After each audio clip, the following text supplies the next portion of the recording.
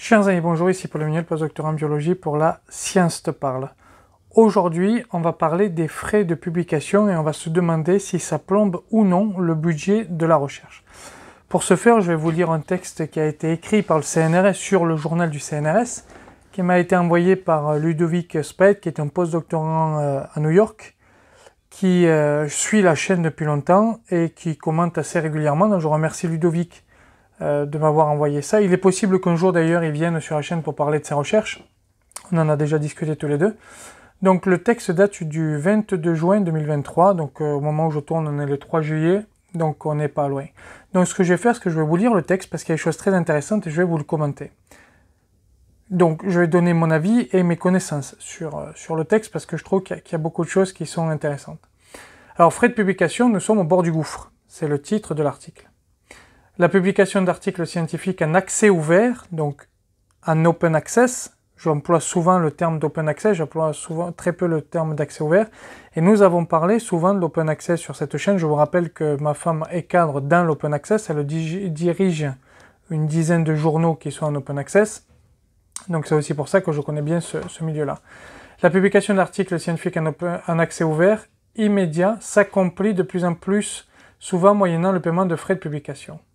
Alors, il y a un mot là, peut-être on ne fait pas très attention, mais c'est immédiat. Pourquoi ce mot est important? Je vous ai fait une vidéo il y a quelque temps sur la Maison Blanche et l'envie de Biden qui dit qu'il faut que tous les articles financés par le contribuable américain via des bourses, etc., soient en open access. Je n'arrive pas à dire accès ouvert en français, tellement j'ai l'habitude de dire open access, vous me permettez.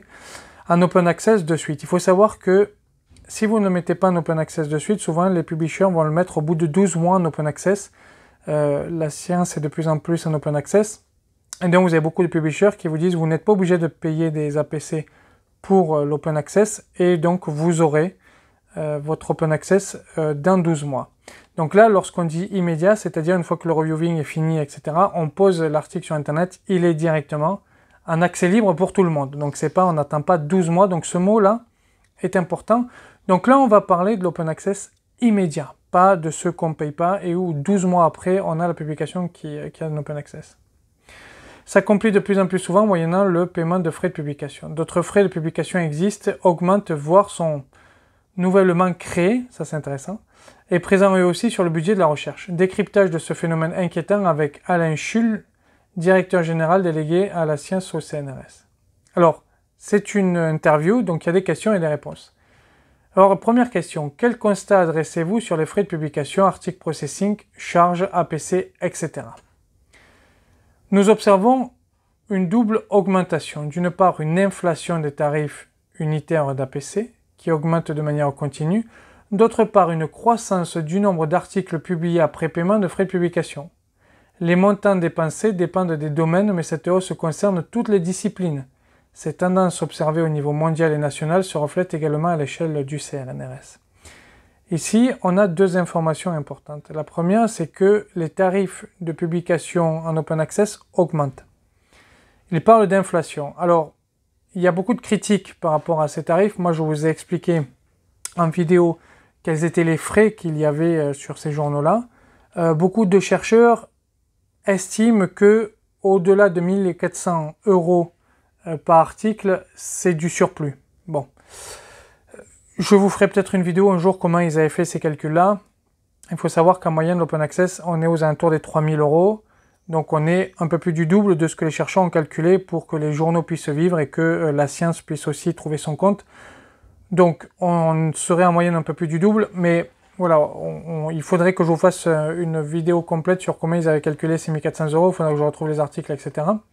Mais il y a quelque chose d'intéressant autre qui nous dit ici, c'est qu'il y a une croissance d'articles publiés après paiement de frais de publication.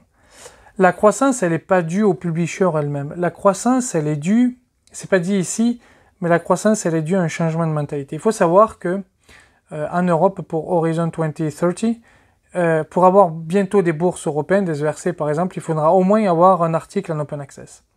Et donc, c'est parce qu'il y a une mentalité qui change, et parce que ceux qui financent la recherche demandent de plus en plus d'être mis en open access, et il faut voir un truc, c'est que les universités, en tout cas en Europe, en tout cas en France, en Suisse, en Italie, 3 pays que je connais bien, les universités ont un budget pour l'open access. Donc, il y a une mentalité qui change et c'est pour ça qu'on a une augmentation du volume d'articles mis en open access. Et je pense que ce changement de mentalité, vous me direz vous dans les commentaires ce que vous en pensez, est nécessaire parce qu'il faut que la recherche soit diffusée. Concrètement, quels sont les montants payés? Ça, c'est intéressant. En 2020, le CNRS a payé plus de 3 millions d'euros d'APC contre 1,8 million d'euros en 2017.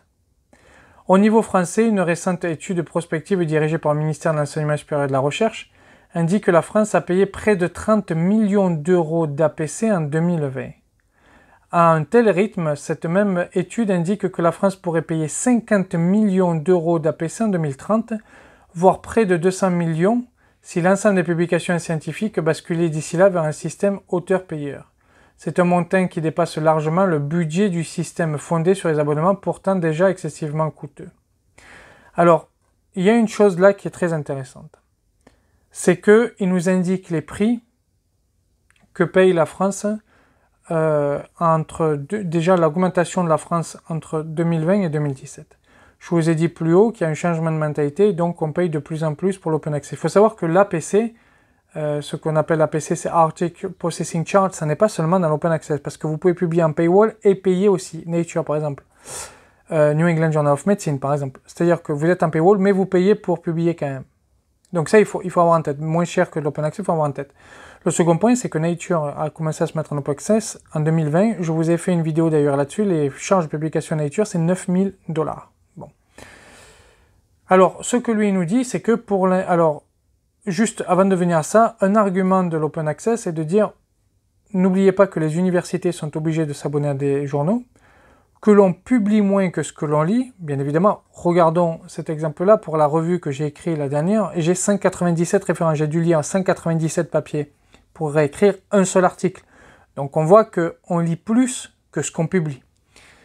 Et donc il nous dit que pour l'instant ça tient, donc l'un des arguments de l'open access c'est de dire il vaut mieux que vous payiez pour publier plutôt que de payer pour lire, puisque vous publierez moins que ce que vous lirez. Mais là, il nous dit, si on atteint les 200 millions d'euros, qui est une prospective, donc par année, en France, eh bien, ces 200 millions d'euros seront supérieurs au prix des abonnements. Et ça, c'est un point qui est intéressant, parce que ça veut dire que l'un des arguments de l'open access de dire, ça coûte moins cher de payer pour publier que de payer pour lire, eh bien là, il nous dit, au bout d'un certain moment, si ça continue comme ça, au-delà de 200 millions d'euros, ben, l'argument tombera. Ça ne sera plus vrai. Ça veut dire ici que lorsque l'on regarde ce chiffre-là et ce qu'il nous dit, que l'open access doit faire un effort de diminution de ses charges. Il y a plusieurs façons de diminuer des charges. Mais là, il va falloir faire un effort là-dessus.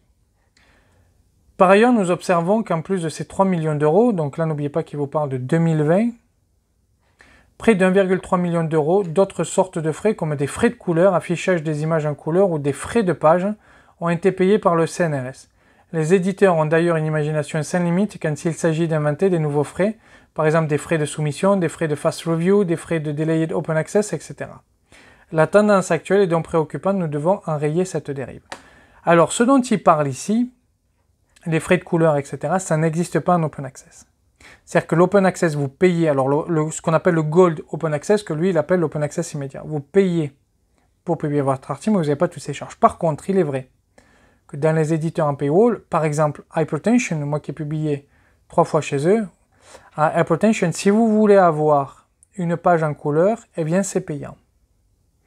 Et c'est pour ça d'ailleurs que vous avez de plus en plus de publications avec des pages en dégradé de gris ou de noir, parce que c'est gratuit. Les pages en couleur, ça peut être assez cher. Moi, je me souviens d'un article qu'on avait publié où il y avait des immunohistos où on ne pouvait pas avoir... du gris, parce que l'immunohisto, c'est vraiment de la couleur. Vous êtes obligé d'avoir de la couleur, comme de l'immunofluor, etc. Eh bien, pour les 3 figures que l'on avait en couleur, ça nous avait coûté 1000 €. Alors que l'article n'était pas en open access. C'est du... bon. Donc, il y a tous ces frais. Alors, après, il nous parle des frais de soumission. Alors, c'est ce que je vous ai dit. En fait, ces frais ont toujours plus ou moins existé. Ce que je vous ai dit, si vous payez, même si vous n'êtes pas en open access, vous payez quand même des frais qui sont inférieurs à ceux de l'open access. Ça peut être 300, 400 €, contrairement à du 3000 € en open access, mais vous payez ces frais. Les frais de fast review, alors ça, c'est de plus en plus fréquent. Je ne les aime pas, parce qu'en gros, on vous dit on fera le reviewing en 2 ou 3 jours. Très sincèrement, il n'y a pas beaucoup de reviewers qui en 2 ou 3 jours peuvent faire un reviewing digne de ça. En moyenne, on vous laisse 10 jours. La moyenne, c'est 10 jours. MDPI, je review beaucoup pour eux, c'est 1 semaine. J'ai fait un reviewing la semaine dernière, par exemple, pour, comment il s'appelle, Scientific Report, qui est du Nature Publishing Group. C'est 10 jours, voilà, en moyenne, un reviewing, on vous dit 10 jours. Si vous êtes vraiment dans les hautes sphères des journaux, comme Nature, Cell, etc., vous avez jusqu'à 2 mois. Mais en moyenne, on vous dit une dizaine de jours. Donc, le fast review, c'est moins de 10 jours. Et franchement, le reviewing n'est pas bon du tout, il ne faut pas payer ça. Alors, je sais que souvent, on est pressé pour les bourses, etc., mais là, il ne faut pas payer ça. Les frais de Delayed Open Access, donc ça, c'est ce que dont je vous ai parlé avant. C'est-à-dire que souvent, on vous dit, votre article sera en Open Access dans 12 mois. Voilà. C'est de plus en plus le cas en fait. Et vous payez pour ça. Donc vous payez beaucoup moins cher. On vous dit par exemple si vous voulez un Open Access Media c'est 3000, si vous voulez un Delayed Open Access ça va être 1000. Vous n'avez pas trop de budget, vous mettez à 1000, mais dans tous les cas ça va être un Open Access de 12 mois et vous avez payé. Donc ça c'est des frais que lui il appelle qu'on ajoute. Moi j'appelle ça des frais dormants, mais voilà, ça compte un peu dans les 3 millions. Enfin c'est en plus des 3 millions. Et donc c'est quelque chose à prendre en compte aussi. Quels sont les éditeurs auprès desquels le CNRS paye le plus de frais? Et ça, c'est très intéressant à voir. Le premier est de loin le groupe Springer Nature. Cela est notamment dû au succès de ces 2 méga revues, Scientific Report, 2090 € d'APC à ce jour par article, et Nature Communication, 5190 € d'APC à ce jour par article. Ça, c'est intéressant parce que là, on est en train de parler de 2 très bons journaux, Scientific Report et Nature Communication. On parle de 2 très bons journaux. Et vous voyez que vous avez des frais de publication qui sont énormes. 5190 € pour Nature Communication. Et ça coupe l'argument lorsque vous entendez souvent sur Internet, l'open access, c'est frauduleux ou l'open access, c'est du predatory, parce que vous payez pour publier. Et rappelez-vous toute la polémique qu'il y a eu autour des publications d'Aberkan, où certains ont dit il a payé pour publier. Dans Nature, vous payez pour publier. 5190 € de Nature Communication, mais c'est pas parce que vous payez pour publier que votre article va être pris, c'est-à-dire que vous payez qu'une fois que votre article est accepté. Il faut bien voir ça.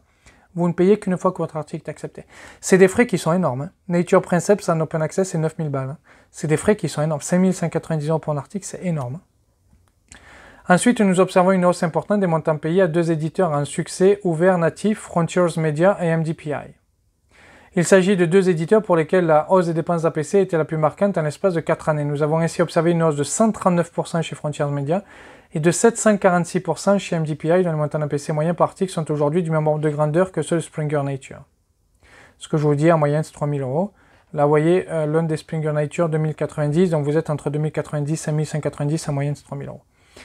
Alors, ça aussi, c'est très intéressant, ça, parce que qu'est-ce qu'il nous dit? Les gens du CNRS publient de plus en plus dans Frontiers Media et MDPI, avec des hausses d'APC de 139%, ça veut dire que, alors ça, c'est pas dû à l'inflation, c'est pas ce qu'il dit. Il dit c'est ce que le CNRS a payé, ça veut dire qu'il y a eu une augmentation entre 2017 et 2020 de 139% d'articles publiés chez Frontiers et de 746% publiés chez MDPI. Ça, c'est intéressant parce que ça veut dire que les critiques qu'il y a aussi sur ces éditeurs, comme quoi c'est du predatory, etc., et je vous l'ai souvent dit sur la chaîne, elles étaient valides, mais elles ne le sont plus, et les choses changent. Vous voyez que les CNRS publient de plus en plus chez ces éditeurs-là, parce qu'il y a aussi le fait que ce sont des gold open access qui sont très lus, très publiés, très cités, etc., et que comme il y a une obligation maintenant légale de l'Union européenne pour avoir des bourses publiées dans du gold open access, eh bien, vous avez 2 gros gold open access, Frontiers et MDPI, et les gens publient de plus en plus là-dessus. Donc les critiques chaque fois de predatory, il faut faire très attention à ces critiques-là, parce que ça voudrait dire que le CNRS aussi publie dans le predatory, et croyez-moi qu'il y a aussi des choses qui sont regardées en amont, on ne publie pas où on veut. Mais des hausses ont été pratiquées par tous les gros éditeurs scientifiques comme Elsevier, Wiley, donc là il parle aussi du fait que les montants sont augmentés. Mais des hausses ont été pratiquées par tous les gros éditeurs comme Elsevier, Wiley, III, ça je ne connais pas, American Chemical Society, etc. Donc ça nous dit beaucoup de choses sur aussi la mentalité des gens qui publient au CNRS.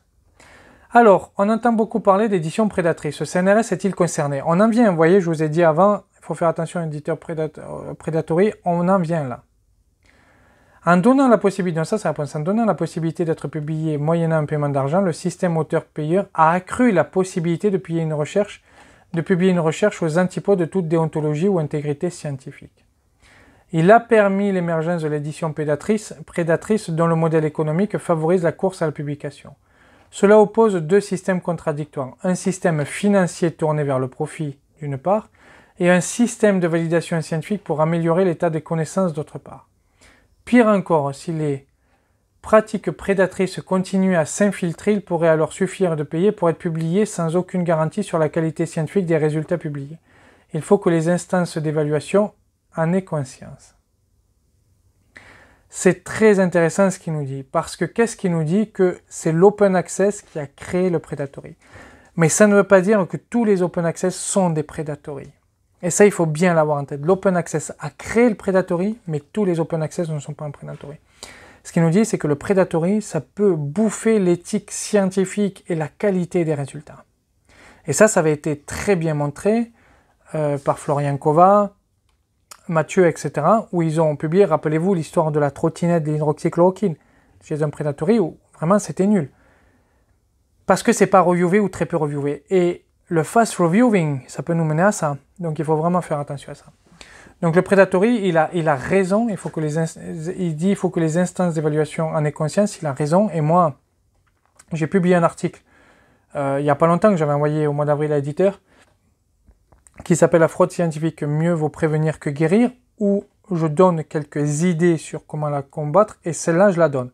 Et je dis, il faut créer dans chaque institut, et je le dis souvent sur Twitter, une agence, un groupe, une commission, un peu là comme vous voulez, qui regarde les articles en sortie de l'institut, donc qui relit les articles, qui regarde les statisticiens si tout est bien foutu, et qui regarde chez qui va être envoyé l'article. Voilà. Et là, on en revient à la même idée. Beaucoup me disent que c'est pas possible de le mettre en place. Je pense qu'il faut qu'on discute de ça, parce que là, on en vient à la même idée. Il faut impérativement qu'on discute de ça. Et avec l'ONI Besançon, on est en train de préparer un article avec 16 propositions pour éviter la fraude scientifique. Ça sera l'une des propositions phares. Et je pense qu'il faut que l'on discute tous ensemble de ça, tout le monde de la recherche. Et là, vous voyez que vous avez un patron du CNRS qui, quelque part, vient aussi à la même position que moi. Bon, il avait peut-être avant, je n'invente pas les trucs, hein, c'est des idées qui me viennent. Mais... L'édition prédatrice est un réel problème et les chercheurs et chercheuses ne sont pas à l'abri, ne serait-ce qu'en étant sollicités de manière très fréquente pour publier, s'engager dans des comités éditoriaux au sein de ces revues ou de se voir proposer la direction d'un numéro spécial. Parmi les pratiques prédatrices les plus courantes, on peut citer des évaluations par des pairs bâclés ou même inexistantes, des taux très élevés d'acceptation de manuscrits, des délais anormalement rapides entre la soumission et l'acceptation de manuscrits, des lancements frénétiques de numéros spéciaux, la contrefaçon de noms de revues déjà existantes, des usurpations d'identité, etc.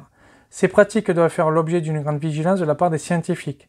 Elles sont déjà prises en compte par certaines instances d'évaluation qui retirent les revues prédatrices de la liste de publication des chercheurs et des chercheuses, voire considèrent comme un point négatif le fait de publier dans ces revues prédatrices. Ce qui est néanmoins compliqué, c'est que de nombreuses revues se situent dans une zone grise ni complètement frauduleuse ni complètement intègre. Ça, c'est très intéressant parce qu'il liste à peu près tout ce que fait le Predatory Journal. C'est-à-dire lancer des numéros spéciaux en permanence, c'est-à-dire vous envoyer des mails, j'en ai encore reçu 2 ce matin, vous dire « Ah, vous êtes juste un PhD ou postdoc, mais vous pouvez faire partie du comité. » Puis quand vous voyez les gens du comité, il n'y a que des Indiens ou des Pakistanais ou des Iraniens. Non pas que j'ai quelque chose contre ces pays, mais on sait que c'est de ces pays-là, avec la Chine, par exemple, ou la Russie, que viennent de plus en plus d'articles frauduleux, que viennent la grande majorité des articles frauduleux. Donc voilà, il faut faire attention et je pense qu'il faut former les gens, il faut former les étudiants à voir ceci. C'est impératif de former les étudiants à voir ça et à se prémunir de ça. Et là, il nous dit, vous avez alors, il y a quelque chose d'intéressant, c'est qu'il nous dit que vous avez des directions d'université qui empêchent les chercheurs de publier là-dedans. Et c'est vrai. Vous avez par exemple des directions d'université qui ont empêché de publier dans MDPI. Il va parler d'MDPI, de Frontiers un peu plus loin, parce qu'il parle des zones grises et pour lui, ils sont à peu près dans ces zones grises. Mais encore une fois, je vous dis, les choses changent. Donc vous voyez, c'est compliqué, ces lois à changer, mais je trouve que ces deux publishers, en tout cas pour la majorité des journaux, ont prouvé leur valeur aussi. Mais par exemple, à Prague, l'université de Prague a interdit il y a 2 ans de ça à ses chercheurs de publier dans MDPI, par exemple, c'est un exemple. Donc il vous dit, vous avez des universités qui empêchent de publier là-dedans. Bon. Donc vous avez des universités qui disent non, vous ne publiez pas là-dedans. Bon. Alors il parle des zones grises et là on en vient sur MDPI et Frontiers.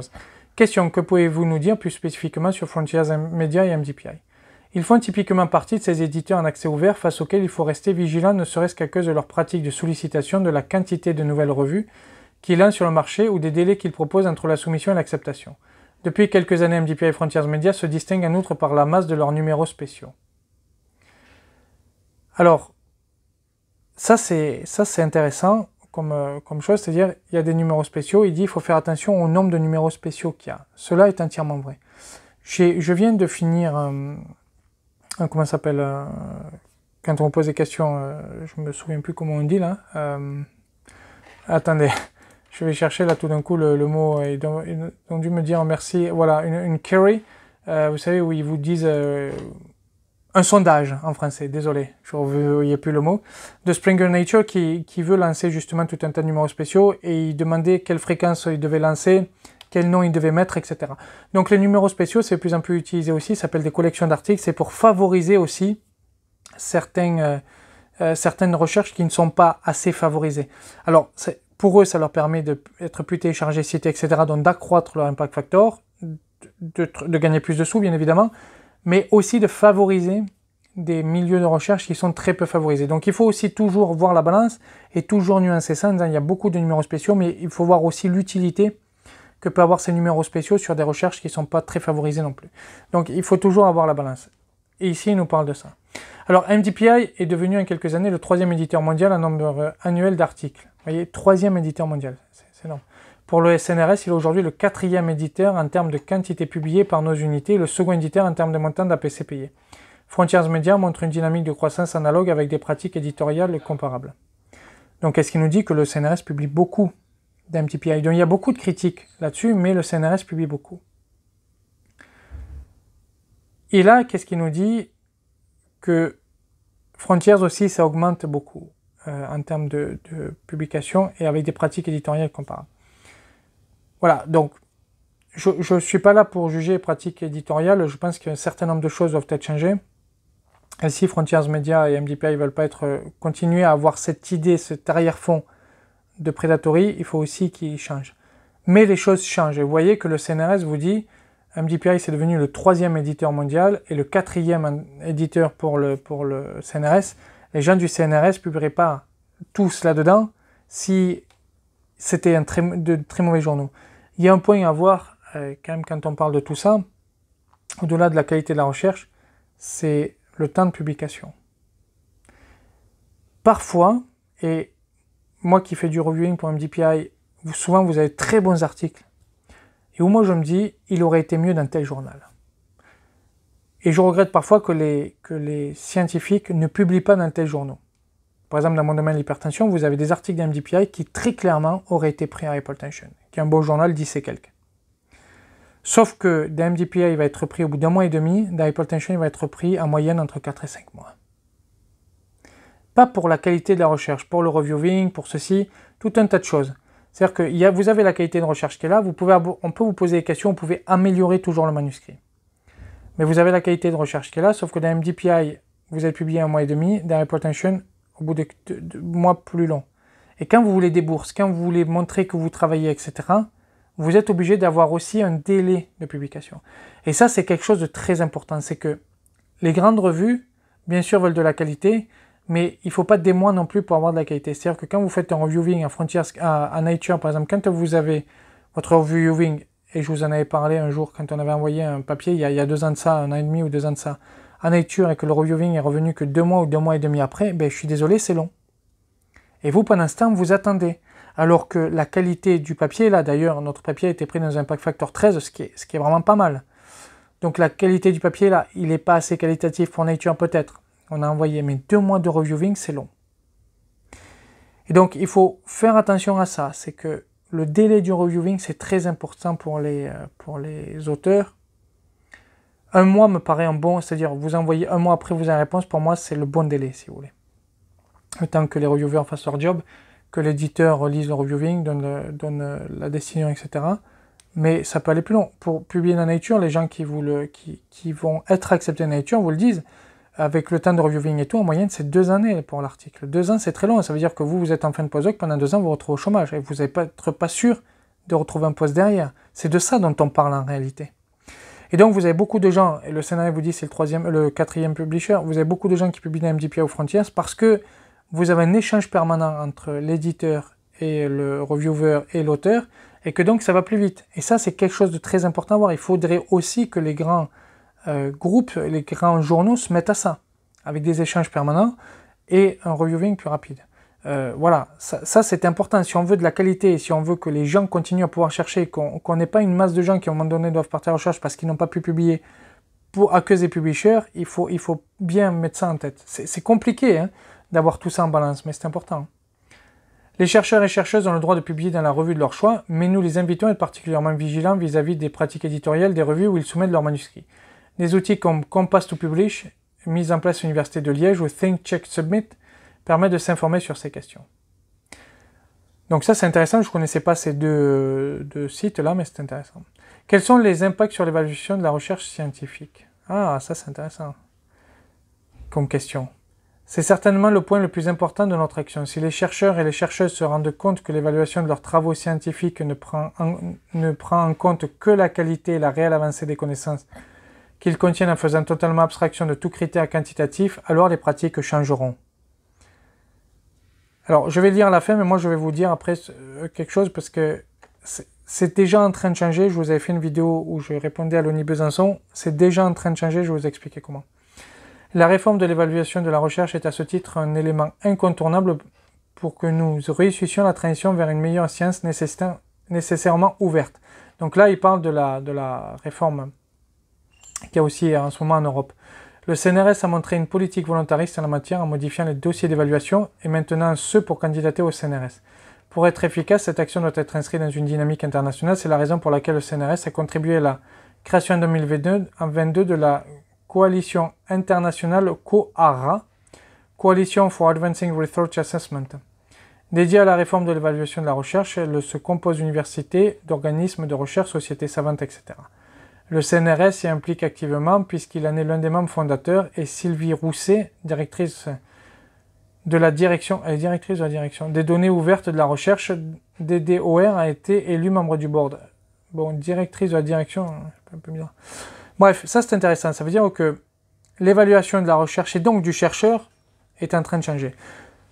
Je vous ai parlé de la déclaration d'Ora de San Francisco la dernière fois où je vous ai dit que maintenant, par exemple, si vous postulez à Genève, ce que j'ai fait la semaine dernière, on vous demande de montrer vos 5 meilleurs articles, etc. Je vous mettrai la vidéo en lien, mais je ne vais pas la redire. Donc c'est déjà en train de changer. C'est-à-dire qu'on n'est plus en train de regarder les impact factors des journaux, on est en train de regarder la qualité de la recherche. Ça veut dire une chose aussi, que les journaux vont devoir s'adapter à ça. Et que donc, à tout vouloir publier pour pouvoir être cités, pour pouvoir augmenter, parfois de manière artificielle, leur impact factor, ils vont demander plus de qualité. Mais attention, il faudra toujours faire attention au temps de reviewing. Ça, c'est très important. Donc ça va être intéressant à l'avenir, en fait. Parce que nous, on va être une génération où on commence à voir le changement et on va devoir changer tout ça. Et les jeunes chercheurs, on a un temps qui est très excitant qui arrive parce qu'on va devoir faire évoluer tout ça. C'est très fort ce qui se passe. Et cette interview est très intéressante pour montrer comment le CNRS voit les choses. C'est la dernière question. Quelles sont selon vous les perspectives de l'édition scientifique? Réponse. Le système actuel est en train de remplacer les inégalités dans la capacité à lire la littérature scientifique entretenues par le système des abonnements par des inégalités dans la capacité à publier des articles scientifiques. Donc, qu'est-ce qu'il nous dit? Il nous dit l'open access, c'est nécessaire, c'est utile, c'est en train de limiter les inégalités. Je vous avais fait une vidéo il y a 2 ou 3 ans de ça, sur ce jeune Colombien qui avait failli prendre 8 années de prison parce qu'il a mis sur son blog, c'était un PhD student en zoologie, il me semble, il a mis sur son blog des articles de Nature en open access. Il avait hacké un peu le système. Et il risquait 8 ans de prison pour droit d'auteur, etc. Et il ne les a pas fait parce que la communauté, c'était en 2013, il me semble, la communauté internationale s'était mobilisée. C'était une des premières vidéos de la chaîne, je vous en ai parlé il y a 2 ou 3 ans de ça. Aujourd'hui, qu'est-ce qu'il nous dit? Il nous dit l'open access permet de diminuer ces inégalités. On va pouvoir plus écrire et plus lire. Donc, c'est un système qu'il faut favoriser. La question, c'est qu'il faut peut-être un peu le réguler. Seules les équipes bien dotées seront libres de publier où elles le veulent, ayant pour conséquence d'exacerber les inégalités nord-sud. Alors ça, ce qu'ils nous disent, c'est que pour l'instant c'est trop cher, donc il faut diminuer le prix de publication. Il nous dit on n'aura plus d'inégalités pour lire un article, parce que ça sera gratuit, mais on aura toujours des inégalités pour publier. Alors remplacer, il nous dit remplacer dans ce sens-là, mais n'oubliez pas que vous avez aussi des frais pour publier dans l'ouvert. Donc, comme il nous dit, il faut diminuer les frais de publication parce que sinon il va y avoir des inégalités nord-sud. Je précise que vous avez, parce que ça c'est pas dit ici, mais c'est un point que peut-être les gens n'ont pas conscience.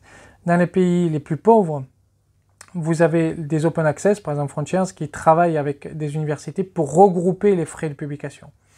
C'est-à-dire que déjà ils diminuent les frais de publication dans ces pays-là, donc vous ne payez pas pareil en Europe qu'en Amérique du Sud par exemple. Et puis, vous avez une enveloppe globale, c'est-à-dire des publications qui sont offertes pour un ensemble d'universités. Par exemple, en Amérique latine, Amérique du Sud, vous avez des universités qui sont regroupées et Frontiers va offrir un certain nombre de papiers par année, etc. pour leur permettre justement de publier. Donc, il y a aussi ce point-là, c'est que l'open access fait aussi des efforts là-dessus. Il ne le dit pas là-dessus parce que je pense qu'il n'est pas au courant, mais c'est intéressant de le voir. C'est-à-dire qu'il y a des efforts qui sont faits aussi sur les pays les plus pauvres. Les systèmes sont en train de changer. Nous sommes la génération qui allons devoir réformer le système scientifique. Je remercie pour cette interview. Je vous ai lu, je vous la mettrai en lien. Je vous invite à la relire doucement. Vous avez ici mes commentaires et ce que je sais. Je vous remercie de m'avoir écouté. Abonnez-vous, commentez, la cloche et surtout partagez la vidéo. Je sais que c'est des vidéos qui ne font pas beaucoup de vues, mais c'est très important de partager ça. Je vous dis à bientôt. Merci, au revoir.